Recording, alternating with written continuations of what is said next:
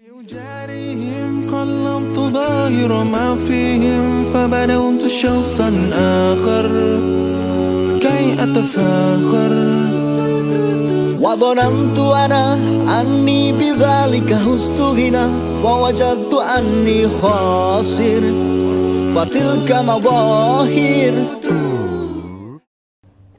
Gimana ini kakak-kakak ini, suka duka atau gimana cara mendidik mereka? Udah dididik seperti ini jadinya di sana jadinya gimana nih?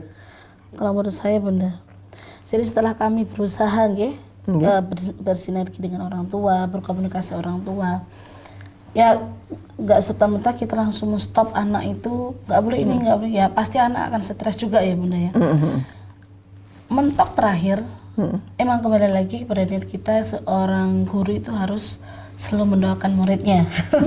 Itu kunci sangat ampuh ya. Doa ya? Ya, sangat luar biasa. Doa itu nomor satu. Emang kita harus memahami bahwasanya semua itu proses. Nggak bisa kita langsung bisa mengubah sekaligus anak menjadi baik, itu tidak tentu bisa. Ya barangkali selama 6 tahun dia nakal terus, tapi ketika dia keluar jadi orang alim ulama, masya Allah, itu kan, masya Allah, amin. Insya Allah lah, dan doa orang tua beserta pembimbingnya gitu ya Bunda ya.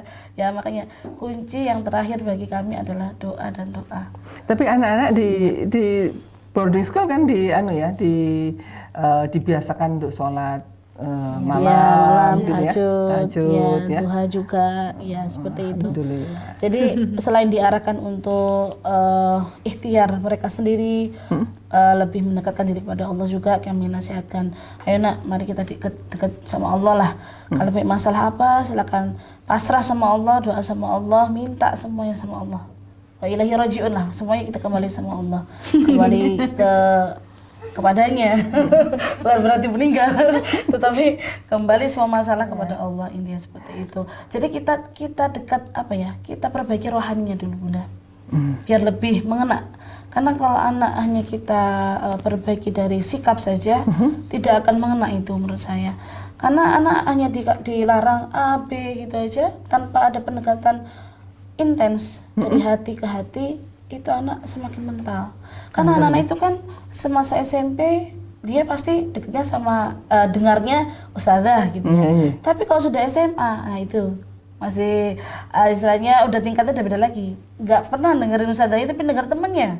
Sangat-sangat dengar apa kata temennya, A ikut A, B ikut B gitu. Jadi apa sih ustazah ini kan gitu. Soalnya ustazah itu sama dengan polisi. Ya kan, sama dengan polisi. Apa-apa tidak boleh, apa-apa tidak boleh, apa-apa keliru. Jadi lebih baik kita berkolaborasi dengan sesama teman.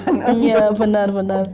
Sebenarnya tujuan pendidik itu Bunda bukan hanya memintarkan. Satu-satunya tujuan itu bukan menjadikan anak itu pintar, tapi bagaimana kita semua itu bersabar dalam mendidik. Bersabar dalam mendidik. Adapun nanti hasilnya dan sebagainya itu kita pasrahkan kepada Allah. Bahkan Nabi pun, apakah Nabi tidak berhasil ketika berdakwah?